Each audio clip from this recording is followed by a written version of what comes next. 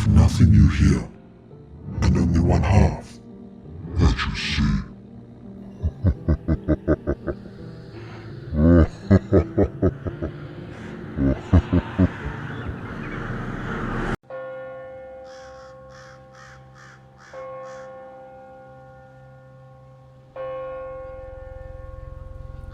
Growing up, we stayed at my grandparents' house during the holidays. Both my parents worked full-time, so it made handling us over the vacation difficult. Our grandparents lived in the countryside in an old creepy house. I always remember it had a weird smell to it. Kinda sweet, but not in a good way. I want to say old cheese, but to be honest, I don't know what that smells like. My brother and I would share a room. We had a separate musty old bed each with what I called old people flowers print on the blankets. Whenever our parents said we were staying there, we begged not to. Not only was it boring, but as we got older, we noticed weird things more and more. Maybe we slept heavier when we were younger, I don't know. At night, we would hear our grandparents' voices outside calling to us. The first time it happened, I looked out the window, but saw nothing. When I turned around, I saw my brother was awake.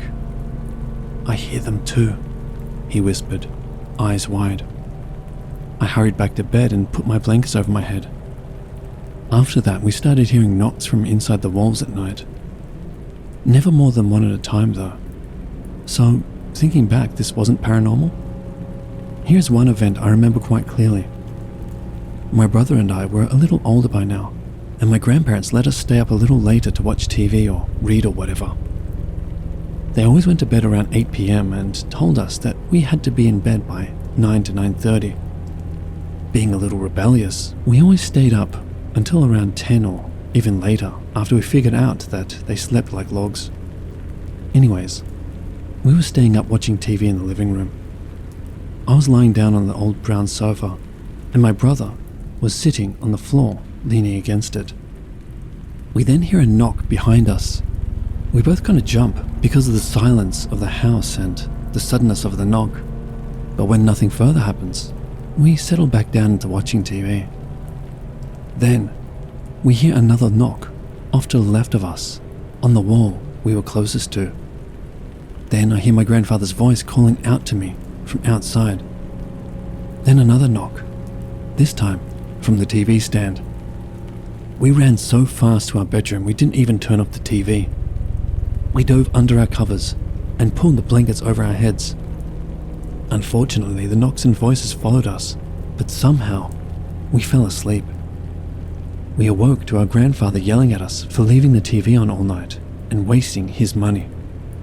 We tried explaining what happened over breakfast, but our grandfather refused to believe us. Our grandmother just stayed silent. We begged our parents over the phone to let us come home early. They eventually relented. Our dad took time off work or something. After that, he always made alternate arrangements for our holidays. Talking to him later in life, he told us that he experienced the same kind of things as a kid and could tell by our terror that we were telling the truth. We still went over to our grandparents for special events like Christmas, but thankfully, never stayed overnight there, ever again.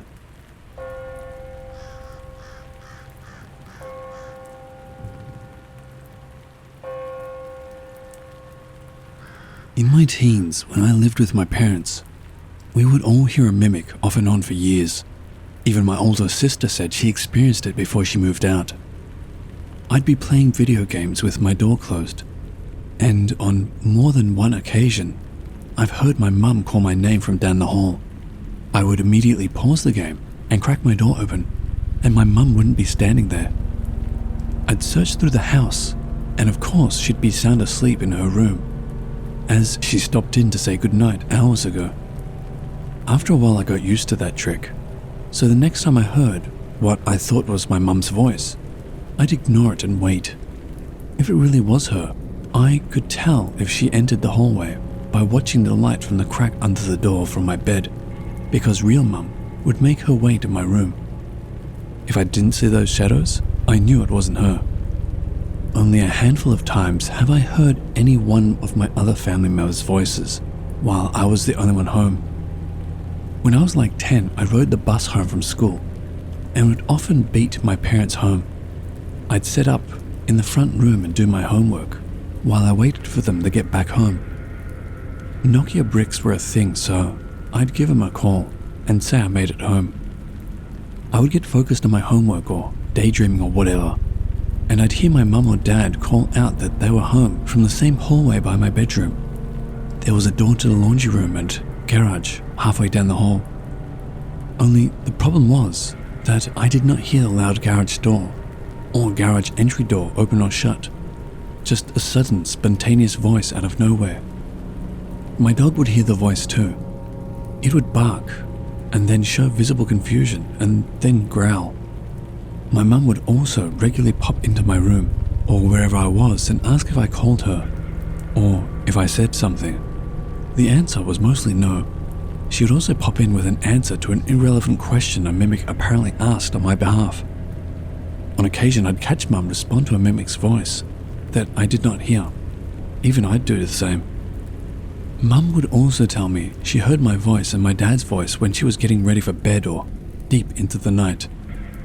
On another occasion, we both heard my sister interject in a conversation of ours from the other room. We were having some conversation about a TV series we liked in the kitchen. Then both of us heard my sister's voice say, "Hello, I'm here," clear as day from the other room. This is years after my sister moved out. She still had a key for emergencies, but one look around the corner told us she didn't use it that day. Kind of amazing that we both heard that, and the mimic must have been holding onto my sister's 16-year-old voice for years.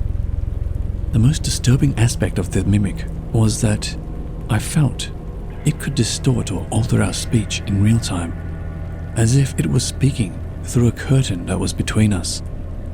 My mum and I are having a conversation about the groceries. Mum would ask what I wanted. I'd tell her some stuff that I was craving. She responds with some ingredient that'd be good, and I heard her say, "Oh, how about you get lost?" Which was completely out of context, and the words I heard didn't even match how her mouth moved. I asked, "What?" And she repeated. I said, "Oh, how about some fresh basil?" If you made it this far, thanks for the listen. Feels good to share these little experiences.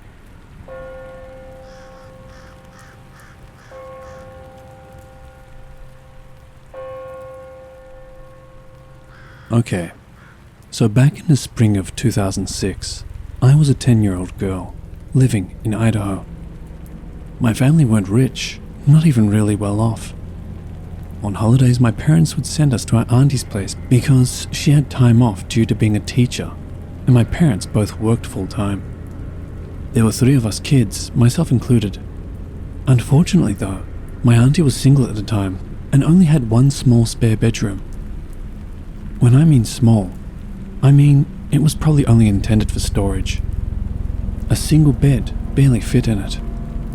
So this meant our oldest sister, Rachel, stayed in there. And my younger sister, Becky, and I slept in the living room. One on the couch, one on cushions on the floor. Us kids had all experienced slightly creepy things over the years in this house. Yes, as small as it was still a house. Yet they were all so subtle. Individually, we could just dismiss them. But after this event, we all started sharing our experiences and realized something was going on and had been for quite some time. This event I'm about to describe still gives me chills to this day, and just thinking about it makes my eyes tear up. So it was the spring vacation. My sisters and I had spent the day playing around outside, doing kid stuff. You know, riding our bikes, playing around, etc. All within sight of the house, of course, stranger danger and all that. The day was warmer than usual and we were all kinda tired from our day, so I opted to go to bed early for us anyway, at around 10. My younger sister Becky and I chatted a bit while laying on our makeshift beds for sleep. Becky was suddenly not replying, so I knew she had fallen asleep, so I settled myself in to go to sleep as well. It came easily and I was soon sleepy. I awoke in the middle of the night suddenly. No idea the time because it was dark, but I'd guess anywhere between 12 to 2 a.m. I had no way to know though. I lay there on the couch trying to get back to sleep when I thought I saw something near the end of the couch. Saw isn't the right word though, because I looked and looked as my eyes adjusted to the dark, but nothing was there. It was more that I sensed something. Starting to feel creeped out, I looked down at Becky to see if it was maybe her, but she was sleeping soundly. I pulled my blanket over my head and tried as hard as I could to convince myself that there was nothing there. With the blankets over my head, that sense that someone was at the end of the couch became so intense that it was overwhelming. I couldn't take it and threw the blanket off and peered in the direction. Nothing. Still unnerved, but glad no one was there, I settled back down to sleep. And then I heard it. "Sam, what are you doing?" The voice was so faint and familiar, like the speaker was trying to not wake Becky but also didn't want to whisper. It was coming from the end of the couch. "Sam, what are you doing?" This time a little louder, but exactly the same. It was my auntie's voice, but seemed devoid of any of the cheerfulness that she always had. "Aunt Sue?" I squeaked out, terrified but unsure what to do. "Sam, what are you doing?" This time, right behind my head. That was it. I jumped up and ran to my aunt's room as fast as I could, screaming the whole way. The commotion woke Becky up, who instinctively followed after me in a daze. I flung open the door to my aunt's room and of course she was still there, now sitting up in bed startled. I explained what happened as best as I could, and Becky and I slept in my aunt's bed with her for the rest of the stay. Unbelievably, my older sister Rachel slept through all of the commotion. That girl could sleep through anything. Weird things continued to happen to all of us there, and my aunt eventually moved. That was the scariest night of my life, and also the scariest thing to have happened to any of us in that house. I still have no idea what that was, and now cannot fall asleep on a couch, still to this day.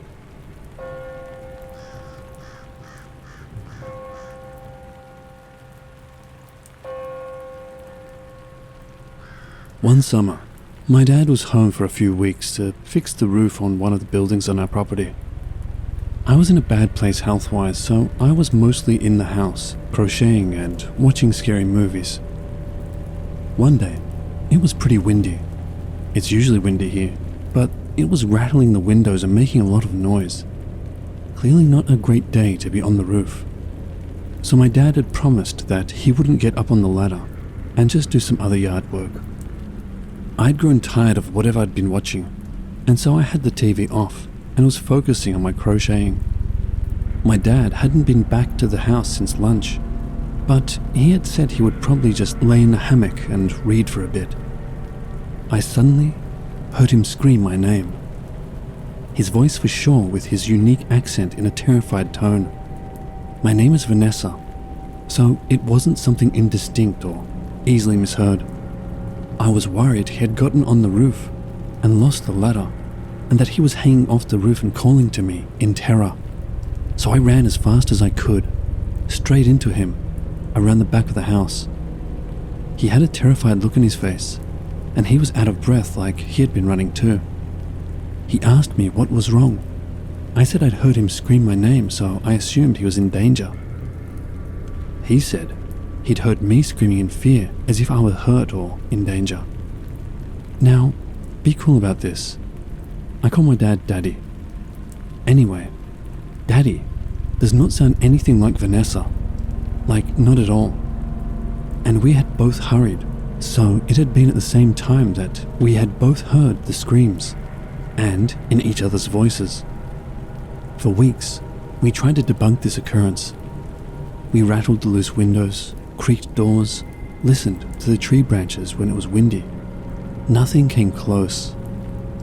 We have had a lot of small spooky things happen on the property before, but this one was obnoxious because of the mimicry of our voices.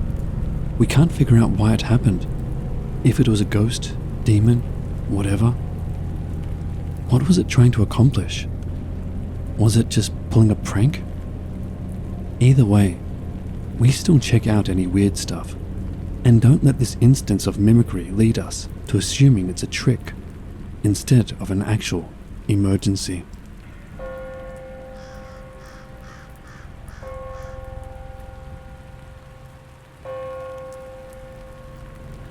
When I was in my early 20s, my friends and I would go camping often. It was great to get out in nature, away from the noise of the city, and just drink and unwind with friends. As we got older, the friend group started going their own ways. It wasn't from fights or anything like that. Just what happens when people get older and drift apart.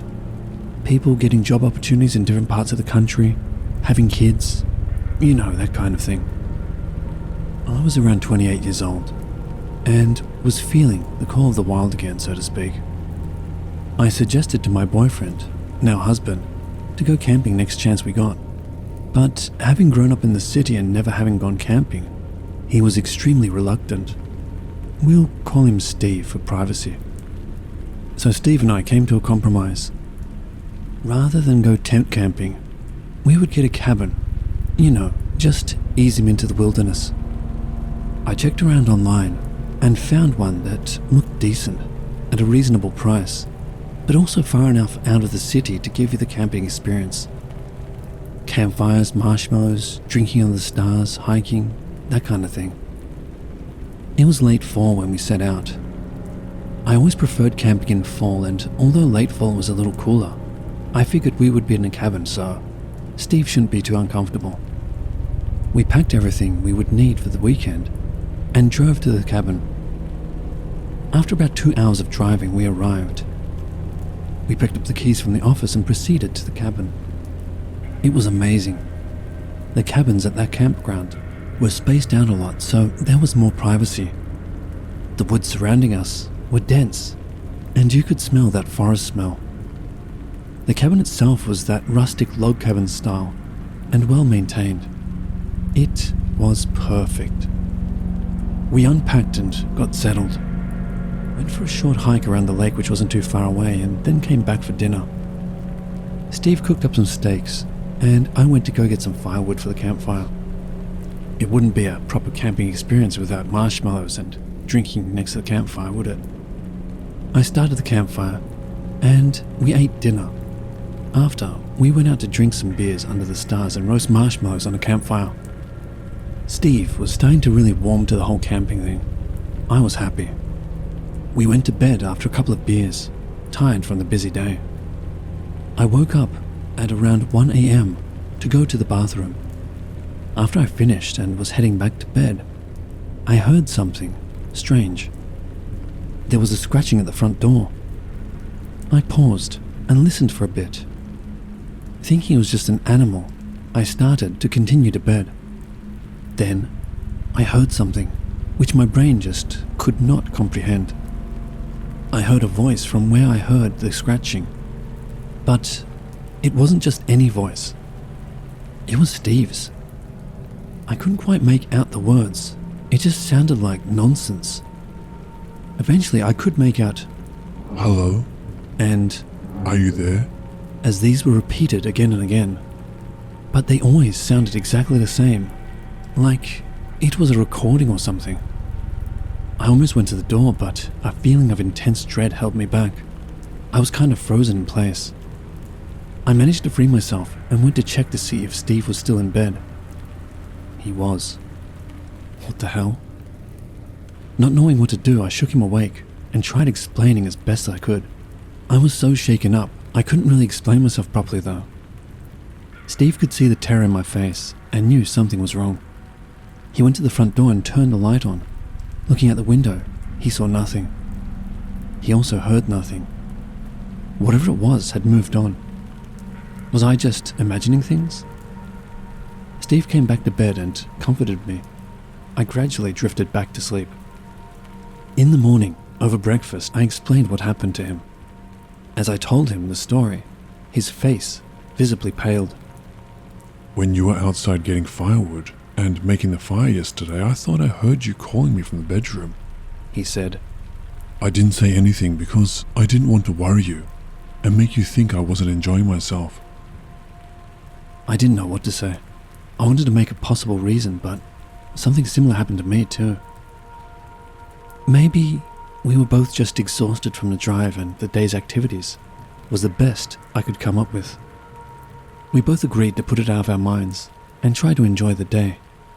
We were going home tomorrow after all. We went out hiking again and noticed the distinct lack of other campers. As much as we tried to enjoy, it was hard to not feel uncomfortable. As we were hiking around the lake and small hill near the cabin, we both heard murmuring in the forest around us. It was in our voices too. We ended up cutting our planned hike short and heading back to the cabin. It was just too much. When we got back, we were torn between roughing it out and staying, or just cutting our losses and going home early. The decision was made for us when we both heard my voice outside towards the rear of the cabin saying indiscernible words. That was it. We hurriedly packed our car and left.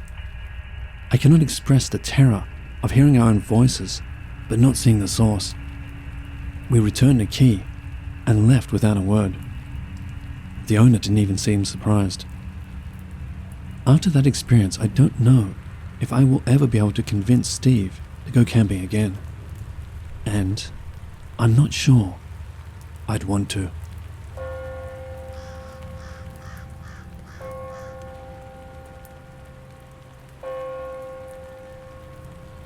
I have experienced paranormal things since I was a child. I've always been open and receptive to paranormal things, and possibly to a fault. When I started dating my now husband, I would tell him all sorts of stories of things that I experienced through my childhood and teenage years. He has always been fascinated by the paranormal, and my stories always intrigued him, but he never experienced anything himself until we moved in together. I've always been convinced that I had a clinger spirit that had attached itself to me somewhere in life and just stayed along for the ride. We've lived in different locations and always experienced the same things at each home. It was never anything malicious, and I always joked that my Casper was just doing things to say hi and let me know he's there. My husband just laughed it off because there was never a real issue and everything seemed harmless and playful. We have walked into our offices with our desk chairs spinning when no one was in the room. We have smart TVs, and they all rotate turning on in the middle of the night, as if someone is trying to watch TV, scrolling through the apps to select Netflix or Hulu. I've also seen it just run through the different HDMI options. Items that have specific locations, like keys, will end up in random places, like under the kitchen sink or in a sock drawer. We shut our closet doors at night, and we will wake up with them wide open. I can't sleep if there's even a sliver of light showing in my room, and any light will wake me from a dead sleep. I wake up to the bathroom light switching on quite often, which requires me to get out of bed and turn it off so I can get back to sleep. My husband's computer powers on by itself, and it's a big tower with a power button that takes a little effort to push. We've become used to these things, but lately something else has started, and I think it's mimicking me. Lately, when I'm downstairs and my husband is in his office upstairs, he will walk to the landing of our stairwell and ask me if I called his name. Usually, if I need something or have a question for him, I will just call his cell if I'm too lazy to run upstairs or if I'm in the middle of cooking and can't leave the stove. Even when I'm laying down in bed and he's on his computer in the same room, he will pull off his headphones and ask me what I need. For a while, I was thinking, am I losing my mind? Am I actually saying something and not realizing it? He has stopped gaming midstream to come find me, aggravated that I'm calling him. when I literally haven't said a word. Every time I tell him that I didn't say his name, he gets this confused look, like he's trying to read my face to see if I'm telling the truth. Yesterday was the turning point. I was laying in bed reading, and he threw a bottle of water on the bed next to me. I asked him why he brought me a bottle of water, and he said, "Do you not remember asking me for water?" I told him no, and pointed to a bottle of water on the nightstand that I brought to bed when I laid down. He said, "You literally just yelled down for me to bring you a cold bottle of water." I explained to him that I did not say that because I had my own cold water that I brought to bed. We both agreed that something really strange is happening because this has just started within the last month, and I don't know if this is my entity that has followed me, just now becoming vocal, or if this is something new. We're both of sound mind, and neither of us have any sort of mental issue that we're aware of that would have me speaking without knowing it, or him hearing things.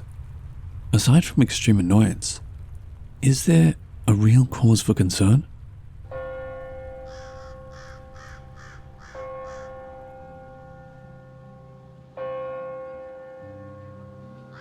Hello watchers and listeners, thank you so much for watching. As always, a big thank you to all of the Reddit users who kindly allowed me to use their stories. If you want to help support this channel, you will find links to both my Patreon and my Teespring store in the description below, so feel free to have a look. And the biggest thank you to all of you who continue to support me. I truly do appreciate it. And remember, Papa loves you.